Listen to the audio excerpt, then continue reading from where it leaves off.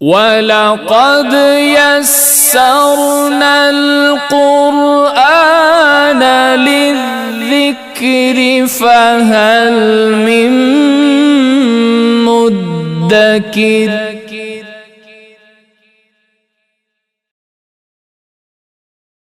بسم اللہ الرحمن الرحیم ربی اشرح لی صدری ویسر لی امری واحلل عقدۃ من لسانی یفقہوا قولی اللہم فقہنا فی الدین ربی زدنی علما الصلاۃ والسلام علیک یا سیدی یا رسول اللہ وعلی آلک وصحابک یا سیدی یا حبیب اللہ۔ آج ہم سورہ بقرہ کا آغاز کریں گے۔ سورہ بقرہ کی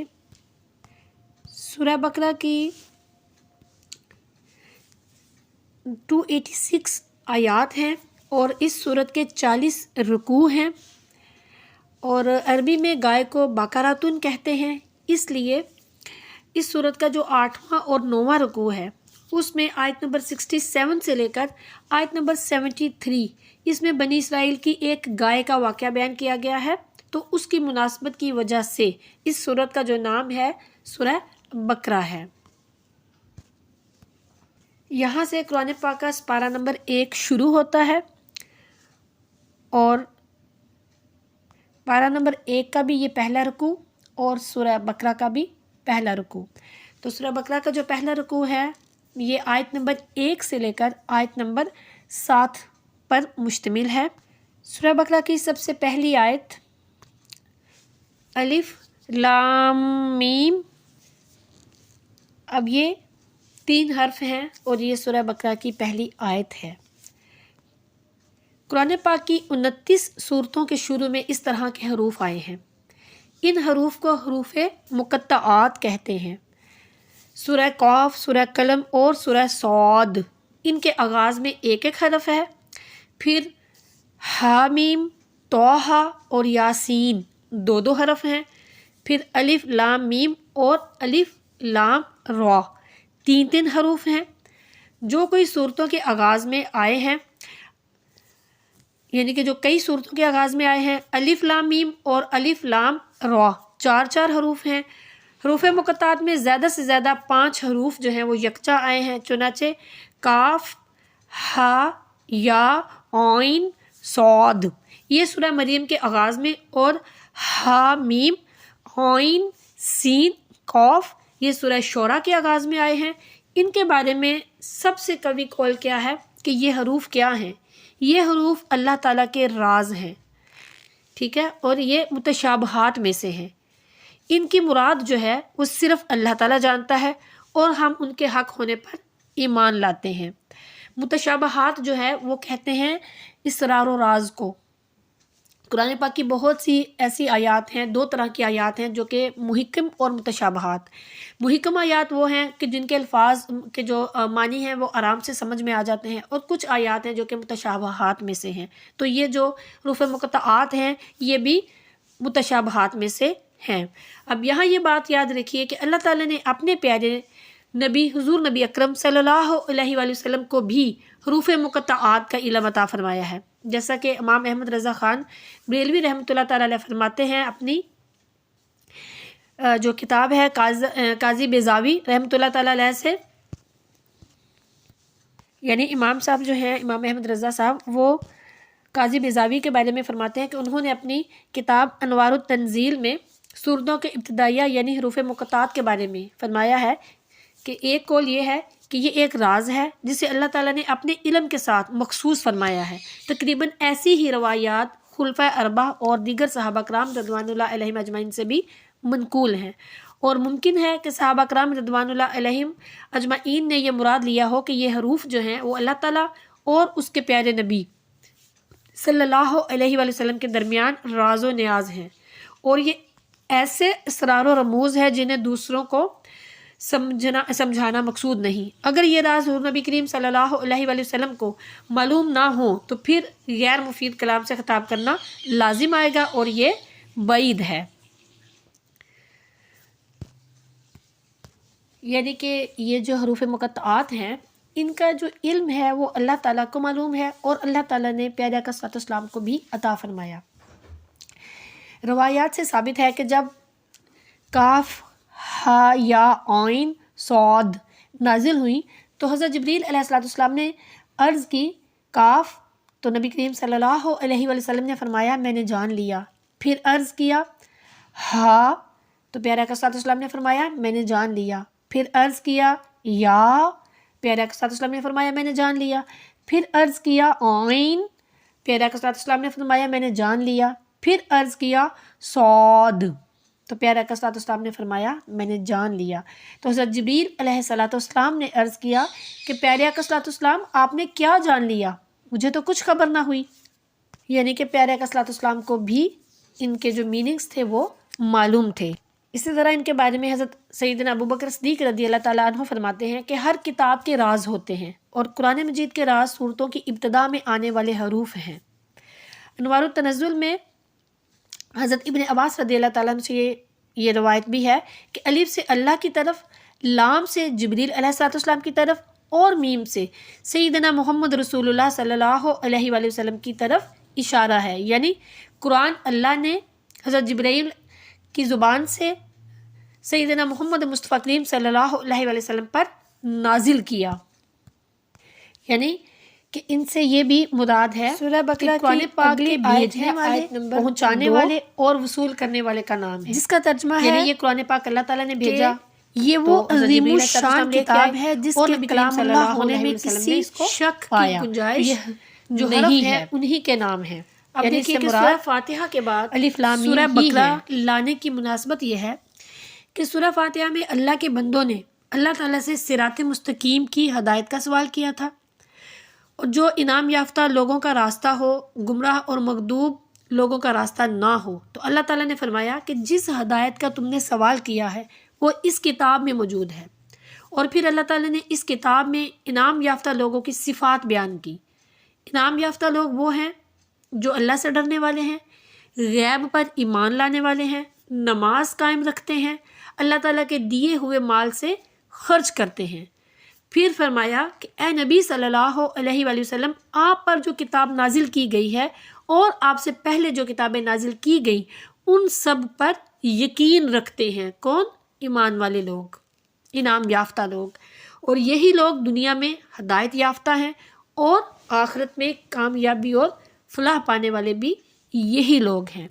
پھر گمراہ اور مغضوب لوگوں کی نشانیاں بیان کی کہ ان لوگوں پر تبلیغ دین کا کوئی بھی اثر نہیں ہوتا، یہ ایمان لانے والے بالکل بھی نہیں ہیں، یہ کلمہ حق کو سننے کے لیے بہرے ہیں، اعتراف حق کے لیے گونگے ہیں، آیات اللہ کو بغور دیکھنے سے اندھے ہیں، ان کی آنکھوں پر بغض، حسد اور اناد کی پٹی بندھی ہوئی ہے، اور حق اور صداقت کی طرف رجوع نہیں کرنے والے۔ پہلی آیت میں یہ فرمایا کہ اس میں کوئی شک نہیں، یعنی کہ جو آیت کا پہلا حصہ ہے ذالک الکتاب لا ریب، یعنی یہ وہ کتاب ہے جس میں کوئی شک ہی نہیں۔ تو اس کا جواب اس طرح ہے کہ قرآن پاک جو ہے فصاحت و بلاغت کے ایسے مرتبے پر فائز ہے کہ اس کے منزل من اللہ ہونے میں کوئی بھی تردد اور کوئی بھی شک نہیں ہے۔ جو شخص بھی کھلے ہوئے ذہن اور بصیرت کی آنکھوں سے قرآن پاک کو پڑھے گا یا بغور اس کا کلام سنے گا تو اس کو اس کے کلام اللہ ہونے میں کوئی شک اور شبہ نہیں ہوگا۔ یہاں یہ بات بھی سمجھنے والی ہے کہ اس آیت کا یہ مطلب نہیں ہے کہ کوئی شخص اس پہ شک نہیں کرتا، بلکہ اس آیت کا مطلب یہ ہے کہ اپنے واضح اور روشن دلائل کی وجہ سے یہ شک کا محل نہیں ہے اور اس میں تردد یعنی شک کی کوئی گنجائش نہیں ہے۔ اس کے باوجود کفار اور مشرکین اس میں شک کرتے تھے، تو اس کی وجہ ان کی بصیرت سے محرومی ہے، خواہش نفس کی ابتدا ہے، تکبر، غرور، ہٹ درمی، ضد، بغض اور اناد اور حسد ہے مسلمانوں کے ساتھ، اور اپنے آباء و اجداد کی اندھی تقلید ہے۔ انہوں نے اپنے دماغ کے جو دروازے ہیں وہ بند کر لیے ہوئے کہ اور وہ کسی نئی فکر کو اپنے ذہن میں آنے نہیں دیتے۔ اگرچہ قرآن پاک ہدی للناس یعنی سارے انسانوں کے لیے پیغام ہدایت ہے، لیکن اس کی ہدایت سے فائدہ صرف اور صرف پرہیزگار ہی اٹھاتے ہیں، اس لیے یہاں اس لحاظ سے تخصیص کر دی اور ایسا استعمال ہر زبان میں عام ہے۔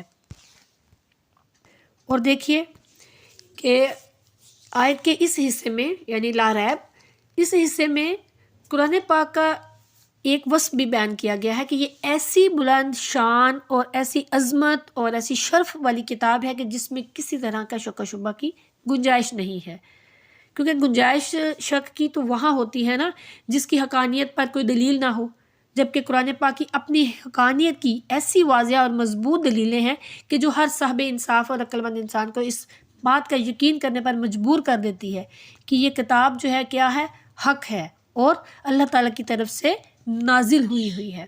تو جیسے کسی اندھے کے انکار سے سورج کا وجود جو ہے وہ مشکوک تو نہیں ہوتا، ایسے ہی کسی بے عقل مخالف کے شک اور انکار کرنے سے یہ کتاب جو ہے وہ مشکوک نہیں ہو سکتی۔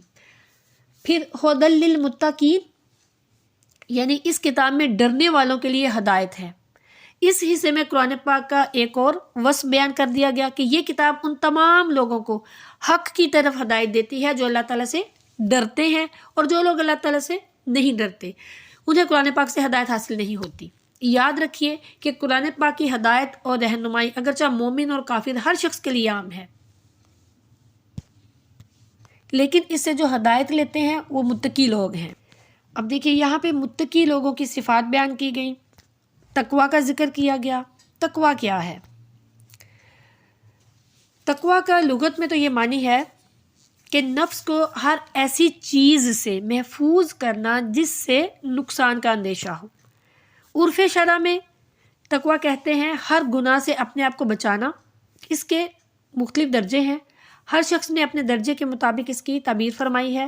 اس کی ایک تعبیر یہ ہے کہ یعنی تیرا رب تجھے وہاں نہ دیکھے جہاں جانے سے اس نے تجھے روکا ہے، اور اس مقام سے تجھے غیر حاضر نہ پائے جہاں حاضر ہونے کا اس نے تجھے حکم دیا ہے۔ علامہ راغب اصفہانی لکھتے ہیں کہ تقویٰ کا معنی ہے کہ کسی ڈرانے والی چیز سے نفس کو بچانا اور اس کی حفاظت کرنا، اور کبھی خوف کو بھی تقویٰ کہتے ہیں، اور اس کا شرعی معنی ہے گناہ کی آلودگی سے نفس کی حفاظت کرنا، اور یہ ممنوع کاموں کے ترک کرنے سے حاصل ہوتا ہے۔ اور کامل تقویٰ تب حاصل ہوتا ہے جب بعض مباحات کو بھی ترک کر دیا جائے، جیسا کہ حدیث پاک میں ہے کہ حلال ظاہر ہے اور حرام ظاہر ہے، اور ان کے درمیان کچھ مشتبہات ہیں جن کو بہت سے لوگ نہیں جانتے۔ سو جو شخص مشتبہات سے بچ گیا اس نے اپنے دین اور اپنی عزت کو محفوظ کر لیا۔ اب تقویٰ کے بہت سے مراتب ہیں جو کہ قرآن پاک کی آیات سے ظاہر ہوتے ہیں۔ قرآن پاک کی آیت سورہ الاعراف آیت نمبر 35 میں اللہ تعالیٰ فرماتا ہے، جس کا ترجمہ ہے، پس جو لوگ گناہوں سے باز رہے اور انہوں نے نیکیاں کی تو ان پر کوئی خوف ہوگا اور نہ وہ غمگین ہوں گے، یعنی نہ ان پر خوف ہوگا نہ ہی وہ غمگین ہوں گے۔ اسی طرح سورہ آل عمران کی آیت نمبر 102 میں اللہ تعالیٰ فرماتا ہے، اور اللہ سے ڈرو جیسا کہ اس سے ڈرنے کا حق ہے۔ ابو یزید بستامی رحمۃ اللہ تعالیٰ علیہ نے کہا کہ متقی وہ ہے جس کا ہر قول اور ہر عمل اللہ کے لیے ہو۔ پھر ابو سلیمان دارانی نے کہا کہ متقی وہ ہے جس کے دل سے شہوات کی محبت نکال لی گئی ہو۔ تقویٰ اور متقین کے متعلق احادیث میں بھی بہت سی تفصیل جو ہے وہ بیان ہوئی ہے۔ جامع ترمذی اس کی روایت ہے، حضرت عطیہ صادی رضی اللہ تعالیٰ عنہ بیان کرتے ہیں کہ نبی کریم صلی اللہ علیہ وآلہ وسلم نے فرمایا، کوئی بندہ اس وقت تک متقین میں سے شمار نہیں ہوگا جب تک کہ وہ بے ضرر چیز کو اس خوف سے نہ چھوڑ دے کہ شاید اس میں ضرر ہو۔ تقویٰ کے بہت سے مراتب ہیں کہ اگر یہ اعتراض کیا جائے کہ قرآن پاک کا متقین کے لیے ہدایت ہونا تحصیل حاصل ہے کیونکہ متقین تو خود ہدایت یافتہ ہیں، تو اس کے کئی جواب ہیں کہ تقویٰ کے کئی مراتب ہیں۔ نمبر 1، نفس کی کفر اور شرک سے حفاظت کرنا۔ نمبر 2، نفس کی گناہ کبیرہ سے حفاظت کرنا۔ نمبر 3، نفس کی گناہ صغیرہ سے حفاظت کرنا۔ نمبر 4، نفس کی خلاف سنت سے حفاظت کرنا۔ نمبر 5، نفس کی خلاف اولا سے حفاظت کرنا۔ نمبر 6، نفس کی ماسوا اللہ سے حفاظت کرنا۔ سو جو شخص تقویٰ کے کسی ایک مرتبے پر فائز ہو تو یہ کتاب اس کے لیے تقویٰ کے اگلے مرتبے کے لیے ہدایت ہے۔ اسی طرح امام احمد رضا رحمۃ اللہ تعالیٰ علیہ جو ہیں، ان کے فرمان کے مطابق بھی تقویٰ کی 7 قسمیں ہیں۔ نمبر 1 کفر سے بچنا، نمبر 2 بد مذہبی سے بچنا، نمبر 3 کبیرہ گناہ سے بچنا، نمبر 4 صغیرہ گناہ سے بچنا، نمبر 5 شبہات سے پرہیز کرنا، نمبر 6 نفسانی خواہشات سے بچنا، نمبر 7 اللہ تعالیٰ سے دور لے جانے والی ہر چیز کی طرف توجہ کرنے سے بچنا۔ اور قرآن پاک ان 7 مرتبوں کی